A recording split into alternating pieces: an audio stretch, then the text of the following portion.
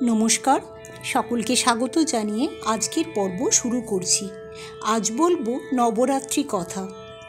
অন্যতম হিন্দু উৎসব নবরাত্রি, যেখানে দেবী দুর্গার 9 রূপের আরাধনা করা হয়। নবরাত্রির গুরুত্ব ও মাহাত্ম্যের সঙ্গে এই ভিডিওতে আপনারা জানতে পারবেন দেবী দুর্গার 9টি রূপের প্রিয় 9টি রং এবং প্রতিটি রূপের প্রিয় দ্রব্য তথা ভোগদ্রব্য, যা নিবেদন করলে দেবী প্রসন্না হন। তার জন্য পুরো ভিডিওটি অবশ্যই দেখুন। হিন্দু পঞ্জিকা অনুসারে বছরে 2 বার নবরাত্রি পালিত হয়। একটি চৈত্র মাসে, যা বসন্ত নবরাত্রি নামে পরিচিত, ও অপরটি আশ্বিন মাসে, যা শারদীয়া নবরাত্রি নামে পরিচিত। শারদীয়া নবরাত্রি অত্যন্ত গুরুত্বপূর্ণ একটি হিন্দু উৎসব, যা ইংরেজির সেপ্টেম্বর বা অক্টোবর মাসে পালিত হয়।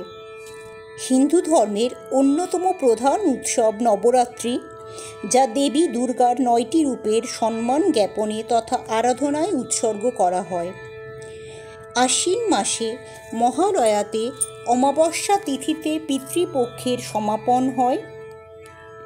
শুরু হয় শুক্লপক্ষ। শুক্লপক্ষেরই প্রথম দিন অর্থাৎ প্রতিপদ বা প্রথমা থেকে শুরু করে পরপর 9টি দিন অর্থাৎ নবমী তিথি পর্যন্ত এই নবরাত্রি পালন করা রীতি। নবরাত্রি উৎসবে দেবী দুর্গার 9টি রূপ যথা শৈলপুত্রী, ব্রহ্মচারিণী, চন্দ্রঘণ্টা, কুষ্মাণ্ডা, স্কন্দমাতা, কাত্যায়নী, কালরাত্রি, মহাগৌরী এবং সিদ্ধিদাত্রী, এই 9টি রূপের পূজা করা হয়, যাদের একত্রে নবদুর্গা বলা হয়। আশ্বিন নবরাত্রি তথা শারদীয়া নবরাত্রি সারা দেশেই ব্যাপকভাবে সাড়ম্বরে পালিত হয়, যেখানে দেবী দুর্গার 9টি রূপের পূজা করা হয়ে থাকে। এর প্রত্যেকটি রূপের নিজস্ব বিশেষত্ব ও গুরুত্ব রয়েছে। যেমন শৈলপুত্রী অর্থাৎ প্রথম দিনে পূজিত দেবীকে পর্বতের কন্যা হিসেবেই ধরা হয়। দ্বিতীয় দিনে পূজিত দেবী ব্রহ্মচারিণী, যিনি কঠিন তপস্যা করেন। তৃতীয় দিনে পূজিত দেবী হলেন চন্দ্রঘণ্টা, যিনি শান্ত ও প্রজ্ঞাময়ী দেবী হিসেবেই মান্যতা পান। চতুর্থ দিনের পূজিত দেবী হলেন কুষ্মাণ্ডা, যাকে সৃষ্টির দেবী হিসেবেই ধরা হয়। পঞ্চম দিনে পূজিত দেবী হলেন স্কন্দমাতা, যাকে কার্তিকের মা হিসেবে ধরা হয়। তার পরের দিনে পূজিত হন দেবী কাত্যায়নী, যিনি অসুর বধের দেবী। কাত্যায়নী পূজার পরদিন পূজিত দেবী হলেন কালরাত্রি, অর্থাৎ যিনি দেবীর ভয়ঙ্কর রূপ। পরবর্তী দেবী হলেন মহাগৌরী, যিনি শক্তিদায়িনী বা শক্তিরূপিণী দেবী হিসেবেই পরিচিতা। নবম দিনে অর্থাৎ শেষ দিনে পূজিত হন দেবী সিদ্ধিদাত্রী, যিনি ঐশ্বরিক শক্তি প্রদানকারিণী। নবরাত্রির 9 দিনের 9টি বিশেষ রঙের প্রাধান্য রয়েছে, যথাক্রমে সাদা, লাল, রাজকীয় নীল, হলুদ, সবুজ, ধূসর, কমলা, ময়ূর সবুজ এবং গোলাপি।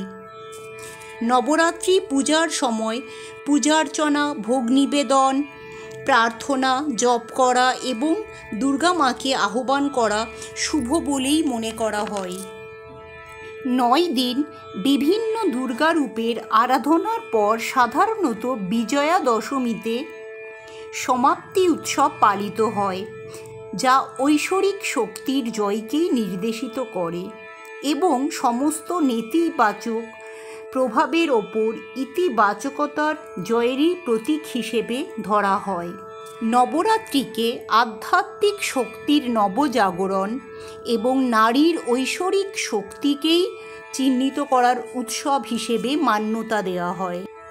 দেবীকে ফলমূল, মিষ্টান্ন, দধি এসব ভোগ হিসেবে নিবেদন করা হলেও দিন হিসেবে কিছু দ্রব্য নিবেদন করাকে অত্যন্ত শুভ বলে মনে করা হয়। যেমন এই 9টি দিনে 9টি দ্রব্য বিশেষভাবে উল্লেখযোগ্য। সেগুলি হলো ঘি, চিনি, পায়েস, মালপোয়া, কলা, মধু, গুড় নারকেল, তিল। অর্থাৎ এই 9টি দ্রব্য 9 দিনে দেবীকে উৎসর্গ করা হলে তা ফলদায়ক বা অত্যন্ত শুভ বলেই মনে করা হয়। বিশ্বাস করা হয় যে এ সময় দেবী স্বয়ং ভক্তের বাড়িতে আসেন ও ঘরবাড়ি আলোকিত করে যান এবং পরিবারকে আশীর্বাদ করে থাকেন। দেবী দুর্গা দুর্গতি নাশিনীর কৃপায় সবার জীবন আনন্দময় হয়ে উঠুক, এই প্রার্থনা করি। জয় মা দুর্গা।